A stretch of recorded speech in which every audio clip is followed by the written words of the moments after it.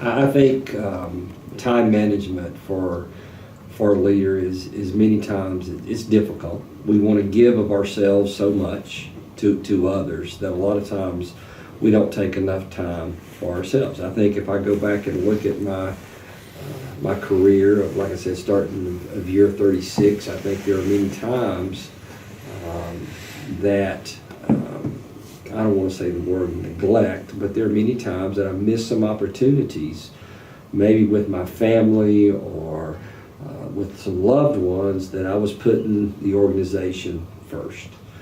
And it's hard. And I'm not saying that what I did was wrong or and should change, but there's such a fine line many times on time management when what comes first. I go to Stephen Covey, and if you go to a lot of his workshops, is I think for time management to me is once again you got to know your why. What are your big rocks? What are the things that are truly most important to you? Because if you start looking at a day, our day is eat up with, sitting right now, I pretty well emptied my email box, and probably when I get through with this, I'll probably have 65 emails, okay? With probably, I don't know how many telephone calls that are going to be on this man's board. I mean, we're eat up with phone calls, emails, just daily communications, things that have to get out there. Now, is that important? It is. Don't get me wrong. But yet a lot of times that eats our day up. And I call those many times little rocks on things that just eats us up. Well, where's our big rocks? What do we need to make sure? Because we need to make time that we schedule for our big rocks. And family is a big rock. And make sure that you've got time. If health, I mean, many times you can look at me, I'm not a specimen of a great physical guy. I'm trying to, and I need to get at it more and run and exercise more. That's got to start being a bigger rock of mine. I've got to be able to start finding time for that. And then fill in the other time with the emails and the phone calls. It's hard. It's discipline. It's difficult because a lot of times the little pebbles, the little rocks will get buried in. And we've got to be able to put those big rocks in our life first. Truly find out what's important and to schedule those things. And we've just started, I've told all of my parents, I want you to schedule time. We even have a hard time many times of getting out to schools. I mean, here we are, we're a school system superintendent, but I'm sitting behind that desk more than really where I need to be. I need to be in schools because that's where it's happening. Mm-hmm.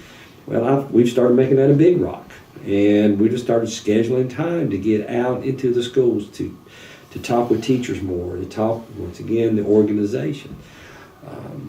It's time management is difficult, but I think the thing I just keep going back to is you just got to set your priorities, and you've got to make sure you stick with those priorities. Yeah, sadly, I think a lot of leaders would say what I know I'm guilty of, and it's a very much do as I say, not as I do kind of thing. Balance the time, find the work-life balance, or manage your time well. And just as Mr. Caldwell was saying, so much of it is being reflective about, are you spending your time on the things that are most important? If you coded your day, the amount of time you spend on an email or in a meeting, or is that what you should be doing? Are those the most important elements of it? And when those things are out of balance, I think we have the challenge of trying to put them in balance. And I think in the most effective places, it is something we all have to model. We have a responsibility to not say, let's manage our time and spend it on the big rocks and don't worry about the little rocks. But to show it, to demonstrate that you're going to do that, and I think that is reflected through time, because it quite simply is, and I've shared this in many respects. Like, it is the most precious resource we have because it's the only thing we can't make more of. Like, you cannot make more time. Everybody says, I don't have time for that. I don't have time for that. We all have the same. Everybody has 24 hours every day, and the way you choose it is how you communicate to people what's important to you.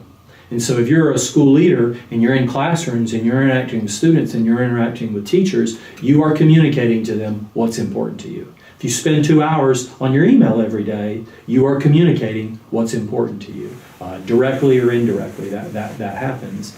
And so that kind of twin-headed monster is, if we believe a work-life balance is important and we believe that we want that to exist for our employees, or we want to model it for our students or our community, it has to be demonstrated by the leadership. You can't say, hey, I want you to spend more time with your family, and family is important, but I'm going to spend 90 hours a week behind my desk.